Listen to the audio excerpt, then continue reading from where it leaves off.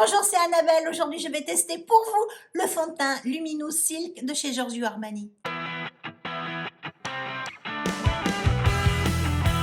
Comme je viens de vous l'annoncer, aujourd'hui, c'est crash test fond de teint. Je vais passer à la moulinette le fameux fond de teint de chez Giorgio Armani, le Luminous Silk. C'est un fond de teint, alors, qui a de grandes promesses. Je regarde un petit peu en dessous pour ne rien oublier. C'est un fond de teint donc éclatant à utiliser en toute situation. Donc c'est le fond de teint tout terrain par excellence. Okay. Il unifie votre teint, il a une texture légère et douce comme de la soie. En parlant de la soie, tiens donc, n'oubliez pas, j'ai un code promo valable sur tout le site Lily Silk qui va apparaître juste en dessous. Sait-on jamais, un peu de soie, ça fait toujours du bien, c'est doux et voilà. Bon, c'est un fond de teint, je repasse au fond de teint, c'est un fond de teint qui n'est pas étouffant, qui laisse respirer votre peau, qui a une couvrance modulable, légère à moyenne, qui a un fini mat et velouté. C'est un fond de teint qui est adapté à tous les types de peau, de normal à grasse. Alors, tout type de peau normal à grasse. Les peaux sèches, je ne sais pas. Voilà. Je peux pas vous dire, j'ai pas particulièrement la peau sèche. Mes joues sont normales. Ma zone T est toujours grasse, donc bon, voilà. Normal à grasse, vous pouvez y aller. Peau sèche, demandez un échantillon pour pouvoir le tester, parce que là, franchement, je ne peux pas vous dire. Fini mat velouté, il est préconisé de l'appliquer au pinceau. Donc, comme d'habitude, je sors mon pinceau d'un côté et je vais quand même le tester à l'éponge de l'autre côté.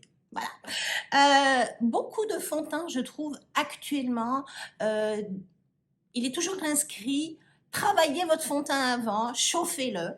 Alors moi j'aime beaucoup sur plein de vidéos sur style TikTok, pardon, on voit les filles qui se barbouillent de fond de teint. Si vous vous barbouillez de fond de teint avant, vous ne pouvez pas le chauffer, c'est pas possible. Voilà, donc il faut d'abord le mettre sur le dos de sa main, le travailler et venir le récupérer avec soit votre pinceau, soit avec votre éponge. Bon, là, il est préconisé au pinceau, mais malgré tout, essayez à l'éponge parce que j'ai un esprit super rebelle. J'ai appliqué ma base. Qu'est-ce que j'ai appliqué comme base? J'ai appliqué le spray Bar With Me de chez NYX. Et j'ai fait mes cernes avec le concealer de chez Kiko, double embout, le radiant anti-cerne. Voilà. C'est parti, mon kiki. J'adore la petite pompe de ce fond de teint. Je vous avoue que, bon, voilà, c'est quand même pas mal. Je vais le secouer un petit peu. Je vais en appliquer une pompe. Alors, c'est un fond de teint liquide. La couleur, j'ai des doutes. Et je vais venir le travailler, oh là là, au fond de teint. Donc, en fait, mon pinceau a tout pris. Donc, voilà, c'est parti. J'en applique du côté où je suis en train de l'appliquer au pinceau. Et je viendrai en récupérer après à l'éponge. Parce que je ne peux pas faire les deux en même temps. Ça se travaille très facilement. Je vous avoue que mon pinceau a quasiment bu tout ce qu'il y avait sur ma main. Infini mat, oui, mais éclatant. Je vous avoue que oui, c'est une couvrance légère. Mon petit miroir pour me voir de plus proche.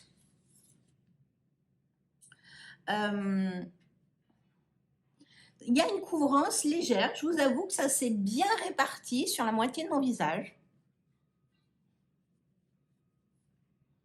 C'est pas mal du tout, hein. Alors, c'est très fin, mais pourquoi pas. Par contre, sur mon dos de main, je n'ai absolument plus rien. Donc, je vais venir en réappliquer une petite pompe. Je repose mon miroir. Je vais venir le chauffer à la main.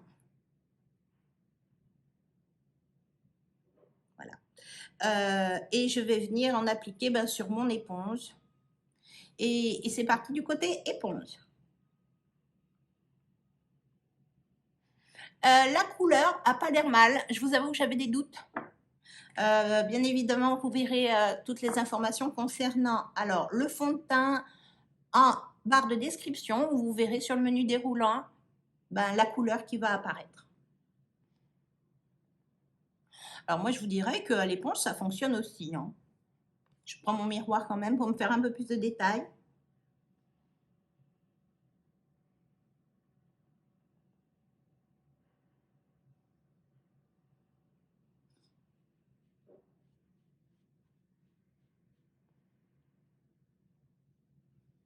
Du fait que ça soit un fond de teint qui se dit très léger, effectivement, l'éponge a peut-être tendance à un petit peu boire.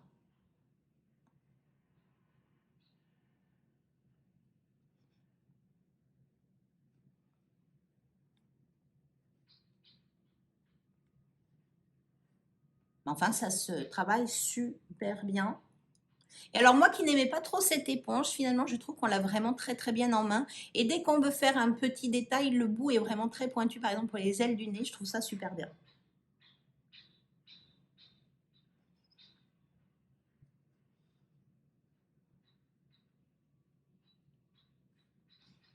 Bon, voilà, mon dos de main, de pompe, il n'y en a plus. Ça a bien séché. Le peu qui pouvait rester sur le dos de main, il n'y en a plus. Ça, c'était le fond de teint qui vient de tomber. Donc, voilà, pour une application, une application différente de chaque côté, deux pompes, à voir si une pompe suffit, si on l'applique sur tout le visage. Je pense qu'une pompe, voire une pompe et demie, doit amplement suffire. C'est un fond de teint qui sèche très vite. Effectivement, il a un fini qui est mat, qui ne ternit pas malgré tout votre teint. C'est assez joli. Non, c'est vraiment pas mal. J'aime bien le rendu. Alors oui, c'est un fini mat et velouté. Nous sommes bien d'accord. Éclatant. Je vous dirais que mon teint n'est pas particulièrement éclatant, mais il fait très naturel. J'ai vraiment déposé un voile de soie. Pourquoi pas employer ce terme-là? Je vais malgré tout poudrer un petit peu avec ma poudre de chez Hourglass. Je prends mon gros pinceau et je viens donc un peu sur le front, un peu sur le nez, enfin un petit peu, tout est relatif, hein. Et sur le menton, et je viens bien la travailler, ma poudre, pour bien la fondre à mon teint. Et je viens faire un peu les extérieurs, mais voilà, avec ce qui reste, tranquillement, mais sûrement. C'est joli. C'est joli. C'est pas forcément l'effet que je préfère, mais c'est vrai que c'est un teint qui est joli. Voilà, il est joli, c'est un voile. C'est make-upé mais pas trop. Il doit être modulable. Il a bien caché mes petites imperfections. Mes pores sont pas plus dissimulés que ça. C'est joli. C'est joli, indiscutablement. Ça fait propre. Ça manque de glow, mais ça reste joli. Rien à dire. Je vais finir mon make-up et je vous reviens d'ici quelques soirs. Voilà, j'ai terminé mon make-up. Pour rappel, je viens d'appliquer le fond de teint de chez Giorgio Armani, le Luminous Silk. De ce côté-là, je l'ai appliqué au pinceau et de ce côté-là, je l'ai appliqué à l'éponge. Make-up terminé. Alors déjà, avant de le terminer, il n'y avait pas de différence. Mais là, pour le coup, on ne voit aucun, voilà, ça ne se voit pas que je l'ai appliqué de deux façons différentes. Le rendu était donc mat et velouté. C'est pour cela que j'ai choisi aujourd'hui d'appliquer des textures un petit peu plus crémeuses, un peu plus lumineuses. J'ai appliqué le bronzer de chez Fenty Beauty, le Cream le cream, oui, c'est ça, le bronzer cream de chez Fenty Beauty, je vais y arriver. Et avec ce qui reste dans la bouteille que j'ai renversée au fond de mon tiroir, le blush de chez NARS, l'Orgasme. NARS a vraiment des problèmes de capuchon, il ne se ferme plus. Bon ben voilà, au moins comme ça, le problème est réglé. Je voulais des yeux un petit peu neutres, mais un petit peu quand même éclatants. J'ai ressorti la mini glam de chez Natasha Denona, parce que tout à l'heure, je vais partir faire du shopping, et je voulais quand même quelque chose de, voilà, qui se voit, mais qui soit un peu neutre. Voilà. Donc ça, c'est tout à fait adapté pour mes courses, et j'ai appliqué le mascara de juste le côté recourbant de chez Huda Beauty, le Legit. Voilà. Voilà le résultat. Je vous avoue que j'aime bien. Alors oui, ça n'est pas un make-up glow, c'est un make-up, je dirais, très naturel. Voilà, j'ai unifié ma peau, je lui ai apporté un petit voile teinté qui s'est très très très bien appliqué.